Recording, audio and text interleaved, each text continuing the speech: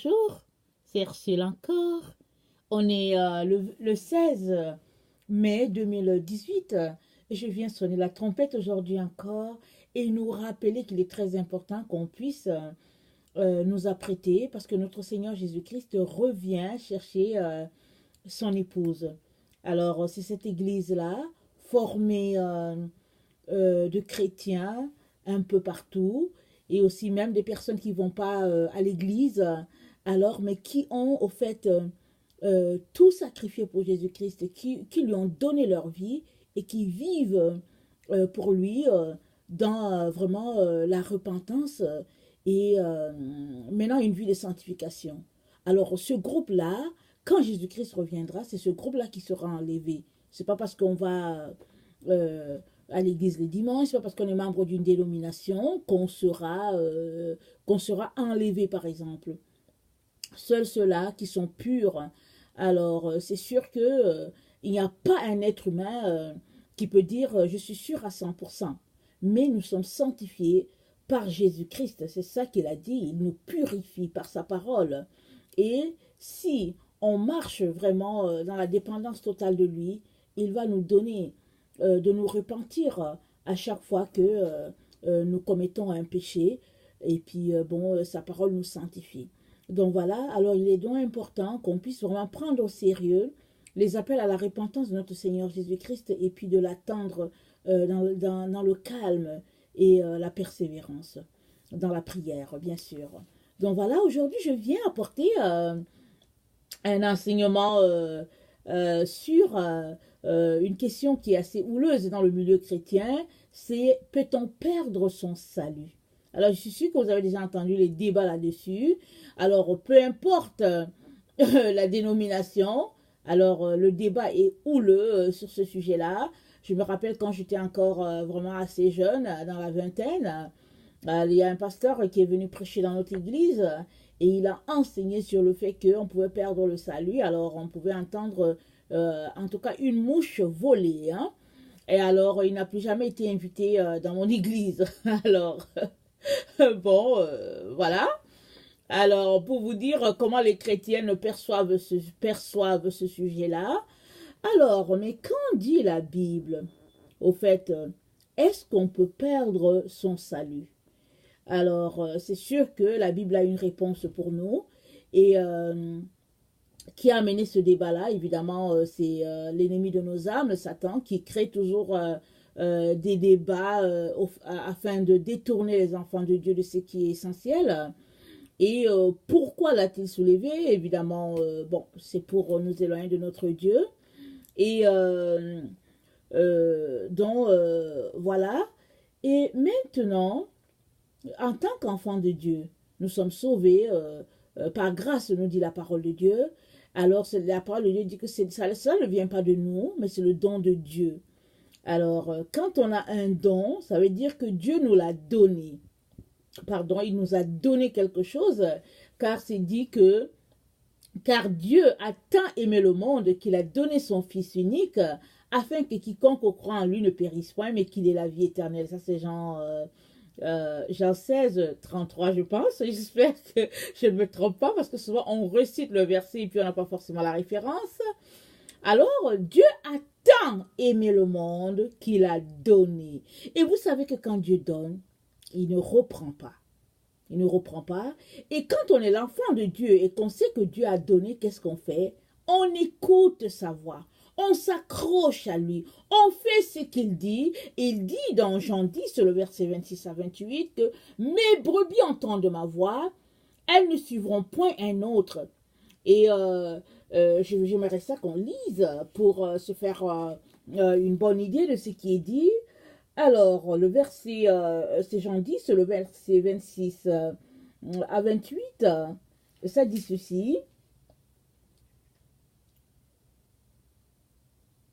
Attendez, le Jean 10, le verset 26 à 28. Je vais lire à partir du 25. Je vous l'ai dit, leur répondit Jésus, mais vous ne croyez pas. Pourtant, vous avez vu les actes que j'accomplis au nom de mon Père. Ce sont eux qui témoignent en ma faveur.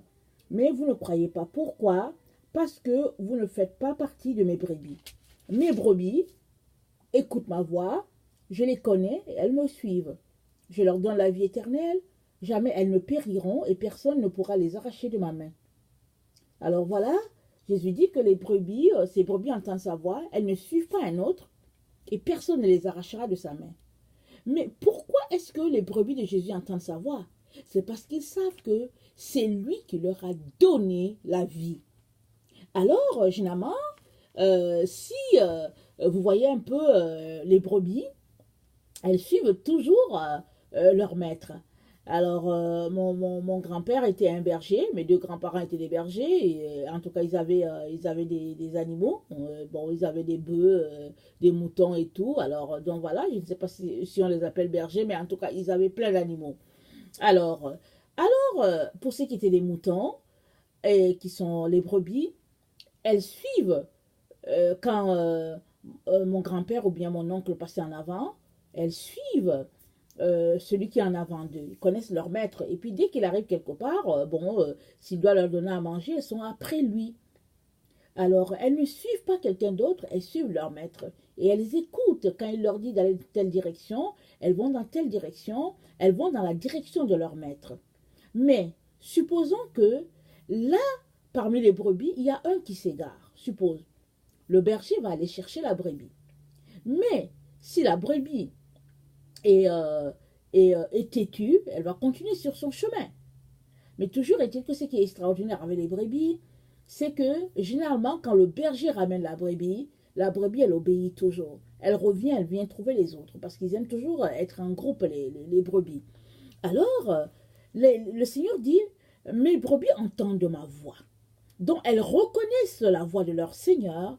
Elles ne suivent pas un étranger parce qu'elles ont appris à le connaître. Elles ont appris à connaître ce maître-là. Elles savent que c'est lui. Et généralement, si c'est par exemple un enfant qui est dans la maison qui parle, très souvent les brebis vont regarder. Mais quand c'est le maître, elles savent et puis elles suivent. C'est comme vraiment des humains de ce côté-là. Elles sont vraiment très sensibles à ça. Alors, parce qu'elles entendent la voix de leur maître et qu'elles reconnaissent, elles ne suivront pas un étranger. Puisque le bon berger s'occupe bien des brebis, il prend soin d'elles et tout. Alors, toi, quand tu viens, si elles ne te connaissent pas, elles ne te suivent pas. Du tout, du tout. Et moi, je peux vous dire, j'ai fait l'expérience. J'étais assez jeune, mais les brebis, elles ne me suivaient pas. Hein. Elles suivaient toujours mon grand-père. Elles le suivaient quand il sortait de la concession, elles suivaient le grand-père. Parce que, bon, elles connaissent, elles savent que ça, c'est le maître et tout. Donc, une brebis, elle ne suit pas un étranger. Quand même tu as ta nourriture là et tout, elle te regarde et tout, parce que bon, elle ne te connaît pas. Elle ne connaît pas ta voix. Alors, c'est ça que Jésus dit. Il dit, ils ne suivront point un autre, et nul ne les ravira de ma main. Pourquoi est-ce qu'un étranger ne ravira pas la brebis de la main de son maître? C'est parce qu'elle ne te connaît pas. Puisqu'elle ne te connaît pas, elle ne te suivra pas. Elle suit seulement le maître. Alors voilà pourquoi Jésus dit que nul ne les ravira de ma main. Parce que Jésus qui est le bon berger, il prend tellement bien soin de ses brebis qu'il n'y a personne qui va venir arracher les brebis de sa main. Il les garde.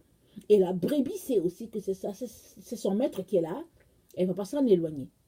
Maintenant, s'il y a des brebis qui sont têtues, elles vont vouloir s'écarter, elles vont vouloir s'en aller. Et puis, on a la parabole que Jésus nous a donnée qui dit qu'il laisse les 99, il va chercher celle-là et quand il la trouve, il est tellement content, il la ramène. C'est ça que le bon berger fait. Mais s'il ne trouve pas la brebis et que la brebis continue juste de s'en aller, bon, le bon berger va juste continuer de chercher et puis espérer languir après la brebis, soupirer qu'elle vienne et puis bon, prier et puis bon, chercher. Mais tout revient à la brebis de s'en aller ou bien de rester. Parce que, bon, elle a sa volonté. Alors, donc, si tu entends la voix du bon berger, mais que malgré cela, tu décides de t'éloigner, alors, il ne peut pas te forcer. Parce que Jésus nous a créés avec une volonté, il ne peut pas te forcer. Alors maintenant, on a vu déjà dans une vidéo que si tu n'entends pas la voix du bon berger, alors vas-y encore devant lui parce qu'il veut que tu entendes sa voix. Et selon ce passage-là qu'on vient de lire, Jésus dit, mes brebis entendent ma voix. Donc c'est un fait. Ce n'est pas une supposition. Ce n'est pas une condition, c'est un fait.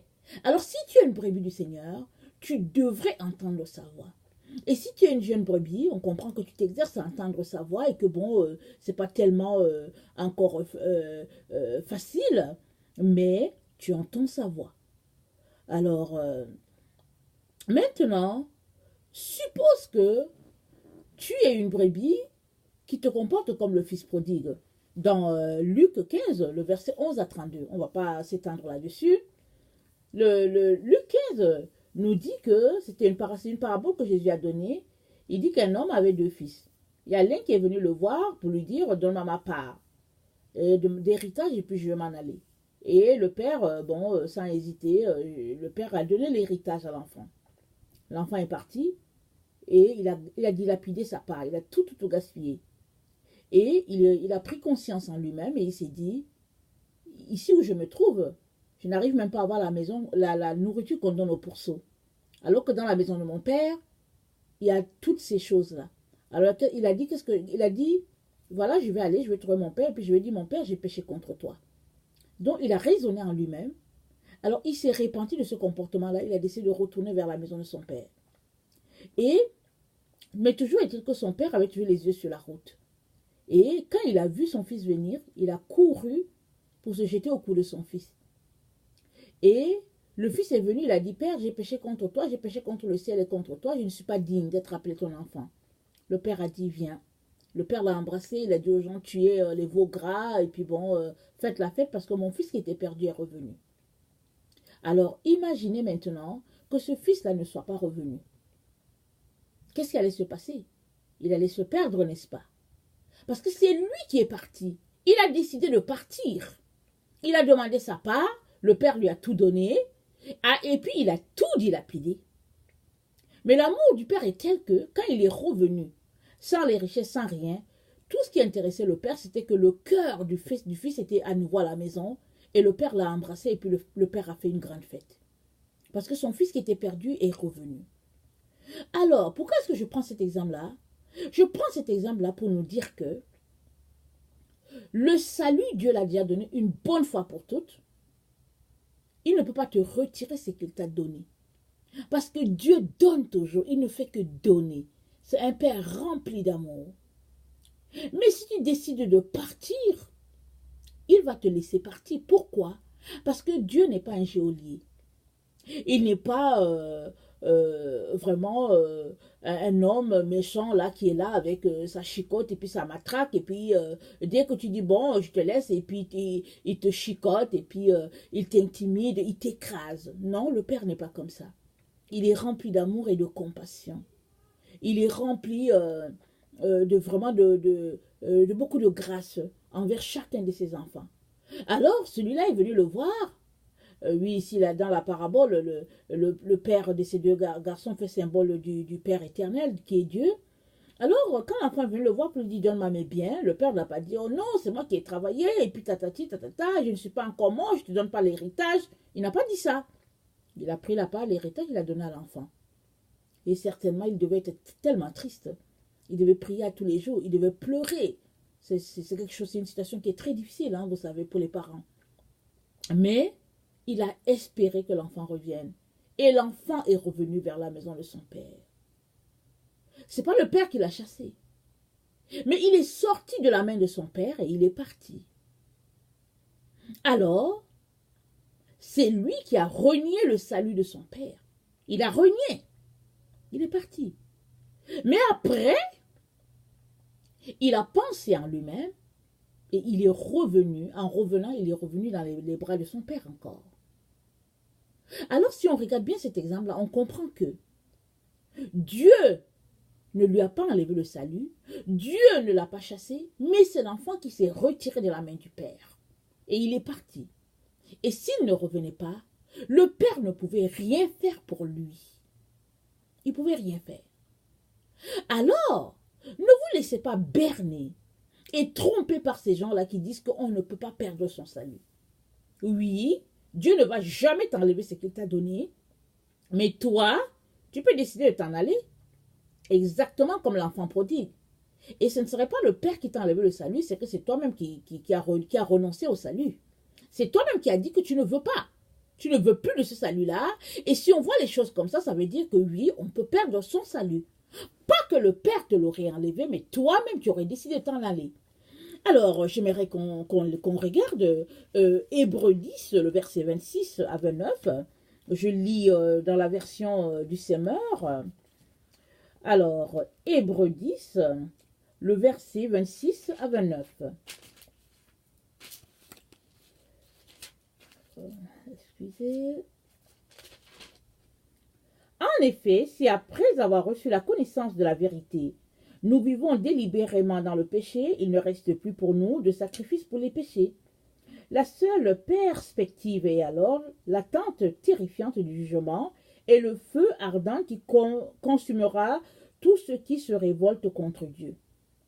Celui qui désobéit à la loi de Moïse est mis à mort sans pitié, si 2 ou 3 témoins disposent contre lui. Si 2 ou 3 témoins déposent contre lui. À votre avis, si quelqu'un couvre le mépris, le Fils de Dieu, s'il considère comme sans valeur le sang de l'alliance par lequel il a été purifié, s'il outrage le Saint-Esprit qui nous transmet la grâce divine, ne pensez-vous pas qu'il mérite un châtiment plus sévère encore? Donc vous voyez, ce passage-là nous dit que sous la loi de Moïse, sous la déposition de 2 ou de 3, la personne était punie. Elle était séparée de Dieu à combien plus forte raison sous la grâce. Et la grâce, elle est telle que Dieu nous a tant aimés qu'il nous a donné ce qu'il avait de meilleur. Son Fils unique. Le Fils du Père qui n'a point péché, Dieu l'a donné. Son sang a coulé pour toi et moi. Alors si tu tournes le dos à ce salut-là, tu comprends bien que, au fait, il n'y a plus raison que Dieu t'accepte à nouveau. Sauf si tu te répands, bien sûr. Mais si tu ne te répands pas, et que quand bien même un jour tu aurais donné ta vie à Jésus-Christ, ne pense pas qu'il va t'accepter. Il y a beaucoup de chrétiens qui disent que oui, un fils, c'est un fils, mais tu ne peux jamais rejeter ton fils. Alors, si ton fils a donné un jour la vie à Jésus-Christ, et que bon, même s'il est dans le monde, Jésus-Christ va le prendre à la fin. Je dis, mais quel raisonnement! Quelle foutaise après tout! Une foutaise terrible envers Dieu le Père. Alors là, tu donnes ta vie à Dieu le Père. Alors, tu promets que tu vas le suivre, que tu vas suivre Jésus-Christ. Et en cours de route, tu te détournes, tu te pavanes dans le monde, tu fais tout ce que le Père n'aime pas. Et à la fin de tes jours, tu veux que le Père te reçoive. Il y a quelque chose qui ne va pas. Parce que Dieu a dit, recherchez la paix et la sainteté, la sanctification sans laquelle nul ne verra Dieu. Et la Bible dit que Dieu est pur. En lui, il n'y a pas d'ombre de variation. Donc, si tu t'es détourné du Père, ça veut dire que tu es complètement souillé. Alors, comment comprendre qu'il va t'accepter à nouveau? À moins que, à quelques instants avant par exemple, de mourir, que tu te sois repenti. Si tu ne t'es pas repenti, alors ne pense pas que, au fait, sauver un jour, sauver toujours, ça marche. Il y a beaucoup d'enfants de Dieu qui marchent sur la théorie de sauver un jour, sauver toujours. Alors ils sont là, ils ont donné un jour leur vie à Jésus-Christ, et après ils se vautrent dans le péché, ils mènent toute une vie vraiment qui n'a rien à voir avec Jésus-Christ, et ils se convainquent dans leur esprit que, au fait, ils sont sauvés, que Jésus-Christ va les prendre. Il y a quelque chose qui ne va pas, chers frères, chères sœurs. C'est comme ça que tu raisonnes. Alors il est important que tu remettes les pendules à l'heure. Donc j'aimerais aussi qu'on lise Hébreux 6, le verset 4 et 6. Alors, Hébreux 6, le verset 4 et 6, ça dit ceci. En effet, ceux qui ont été une fois éclairés, qui ont goûté au don du ciel, qui ont eu part au Saint-Esprit, qui ont expérimenté combien la parole de Dieu est bienfaisante et fait l'expérience des forces du monde à venir, et qui pourtant se sont détournés de la foi, ne peuvent être amenés de nouveau à changer d'attitude, car ils crucifient le Fils de Dieu pour leur propre compte et le déshonorent publiquement. Voilà, c'est clair. Parce que, chers frères et chères sœurs, il est important qu'on ne marche pas sur des théories ou bien des slogans jetés par-ci, par-là, par les différentes dénominations. La Bible nous a été donnée pour que nous puissions être éclairés et pour nous conduire dans la vérité. Alors, si tu doutes de quelque chose, il est très important que tu puisses prendre la Bible et la lire correctement afin que tu sois dans la vérité. Parce que la Bible dit que vous connaîtrez la vérité et la vérité vous affranchira. Alors si toi tu es un enfant de Dieu et que tu vis dans le péché, je te dis maintenant, répands-toi. Arrête ce que tu es en train de faire et répands-toi. Parce que s'il y a quelque chose qui t'arrivait maintenant, alors que tu es dans le péché, sache que tu seras séparé de Dieu. Parce que c'est vraiment se moquer de Dieu. C'est bafouer le salut qu'il t'a donné. Alors, en ce sens-là, oui, tu peux perdre ton salut. Alors, il y a des gens il y a des pasteurs qui hésitent à dire la vérité à leurs fidèles. Il est important que tu connaisses la vérité, mon frère et ma soeur. Si tu as donné ta vie un jour à Jésus-Christ et que tu marches dans le péché, alors sache que ce salut-là, tu vas le perdre. Pas que Dieu te l'a arraché, mais c'est toi qui t'en es allé, puisque tu vis dans le péché. La seule manière pour toi d'avoir à nouveau le salut, c'est de te détourner de ton péché, c'est-à-dire de te repentir, de faire un U-turn, tu renonces à cette vie-là et tu reviens te mettre à genoux devant le Père pour lui demander pardon et tu reprends le chemin de Jésus-Christ. Là, oui, tu seras à nouveau devant ton Père. Sinon, tu perdras le don gratuit que Dieu t'a donné. Parce qu'on ne s'amuse pas avec les dons de Dieu. Alors, j'aimerais aussi qu'on lise Hébreux 12, le verset 15 à 17. Hébreux 12, le verset 15 à 17, ça dit ceci. Veillez à ce que personne ne passe à côté de la grâce de Dieu, qu'aucune racine d'amertume ne pousse et ne cause du trouble en empoisonnant plusieurs d'entre vous. Qu'il n'y ait personne qui vive dans l'immoralité ou qui méprise les choses saintes. Comme Ésaü, qui, pour un simple repas, a vendu son droit d'aînesse. Vous savez que plus tard, lorsqu'il a voulu recevoir la bénédiction de son père, il a été rejeté, car il n'a trouvé aucun moyen d'amener son père à revenir sur ce qu'il avait fait, bien qu'il ait cherché en pleurant. Donc voilà, on a ici l'exemple d'Ésaü. Ésaü, nous nous rappelons bien, c'est le grand frère de Jacob. Il a vendu son droit d'aînesse alors qu'il avait faim pour une soupe de lentilles. Alors Jacob a pris, Jacob est devenu donc l'aîné. Et au moment de la bénédiction, il est venu, Jacob a pris la bénédiction parce que, écoute, il s'était entendu. Parce que pour une soupe, bon, droit d'aînesse. Il a pleuré, il a supplié, il a dit, papa, est-ce que tu n'as pas quelque chose pour moi? Mon père dit quelque chose. Le père n'avait plus rien. Et ce qu'il a dit, tu seras l'esclave de ton frère. Mais en errant ça et là, certainement tu rompras son joug de dessus ta tête. Il dit, ça c'est la bénédiction que je peux te donner parce que j'ai tout donné à Jacob. Et tu seras soumis à Jacob. Alors, si des exemples de deux personnes qui, l'un a marché avec Dieu, l'autre a régné Dieu, et à la fin, l'un a reçu la bénédiction, l'autre pas, si ça s'est passé comme ça, pour Ésaü et Jacob, à combien plus forte raison ça se passera pour toi et moi si nous renions le Fils? Celui-là qui a quitté la gloire divine, qui est descendu jusqu'à nous, et qui a versé de son sang, qui a tout donné. Alors, il l'a fait pour que toi et moi, nous puissions être appelés enfants de Dieu, un jour. Et oui, et nous le sommes. Et oui, et nous lui avons donné notre vie. Alors, ne la reprenons pas. Alors, ne marchons pas selon les convoitises de notre chair. Alors, ne lui tournons pas le dos en vivant selon le train-train de ce monde. En nous convainquant que, quand Jésus-Christ sera là, il nous prendra. Ce n'est pas vrai, mes frères. Dans nos églises, on raconte beaucoup. On parle beaucoup de ce slogan-là, pardon, sauver un jour, sauver toujours.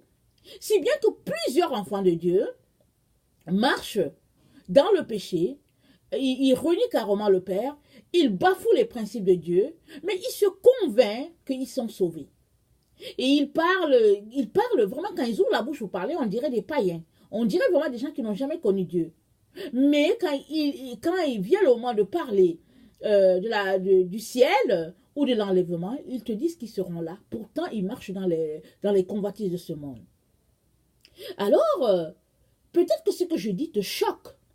Peut-être que tu vas l'envoyer à ton pasteur, à plein de chrétiens, un peu pour critiquer et tout. Moi, je n'ai aucun problème avec, ça va me faire vraiment plaisir que tu le leur envoies. Et je suis tellement contente si tu le leur envoies parce qu'au fait, toi, ça va te sauver de ton slogan de sauver un jour, sauver toujours. Parce qu'il est très important, toi qui m'écoutes, que tu saches que oui, Jésus-Christ jamais ne te retirera le salut qu'il t'a donné, mais que toi, tu peux t'en éloigner. Toi, tu peux jeter le salut de Jésus-Christ à la poubelle. Alors, en ce sens-là, oui, tu peux bel et bien perdre ton salut. Alors, avec cette connaissance-là, ne t'amuse plus. Mets ta vie en règle et vis selon les principes de Dieu, afin de rester proche de ton Seigneur. Et j'aimerais terminer en te disant ceci. N'oublie pas, il y a 10 vierges qui ont marché. Elles ont attendu le Père. Elles ont attendu le Fils, pardon. Elles ont espéré. Et à un moment donné, il y a 5 qui ont manqué de lampe. Et quand il est venu, il y a 5 qui sont partis. Et puis les autres, elles sont restées dehors. Il ne les a pas pris. Alors, vous savez quoi? Bon, évidemment, je pense qu'elles sont restées, elles vont vivre la tribulation. Mais s'il s'est comporté comme ça envers 10 vierges, c'était des vierges, hein? C'était des personnes qui étaient consacrées à le Seigneur. Si ça s'est passé comme ça doit nous donner, à toi et à moi, de réfléchir sur notre salut. Et de ne pas bafouer ce que Dieu considère comme sacré. Alors, mes chers frères et chères sœurs, arrêtons-nous. Réfléchissons. Est-ce que nous nous comportons vraiment comme des sauvés? Ou bien est-ce que nous sommes des gens qui marchons, qui piétinons le salut de Jésus-Christ en nous convainquant qu'au fait, nous sommes sauvés un jour, nous sommes sauvés toujours. Si tu fais partie de cette catégorie-là, sors de cette pensée-là. Accroche-toi à ton Jésus-Christ, fais ce qu'il te dit. Parce que lui, jamais ne te retirera ce qu'il t'a donné. Mais toi, oui, tu peux t'en aller. Et si tu ne reviens pas comme l'enfant prodigue, tu seras banni à toujours. Donc voilà, que sa grâce te donne de saisir cet enseignement-là. Maintenant, toi, si tu ne connais pas le Seigneur Jésus-Christ, je viens te dire que Jésus-Christ t'aime. Il est mort pour toi. Il est mort pour l'humanité entière. Il n'est pas mort seulement pour les chrétiens. Même si les gens nous font croire ça, Jésus est mort pour tout le monde. C'est le sauveur de l'humanité. Ce n'est pas le sauveur des chrétiens. Il sauve tout le monde, que tu sois musulman, bouddhiste, et puis bon, j'en passe. Alors, si tu cherches Jésus-Christ, cherche-le encore. Mets-toi à prier. Jésus-Christ va se révéler à toi. Parce qu'il est le chemin de la vérité et de la vie. Et il t'aime. Il t'aime d'un amour vraiment profond, d'un amour infini. Il ne veut que ta vie. N'hésite pas, viens à lui. Voilà, soyez bénis et que sa grâce demeure sur vous. Merci.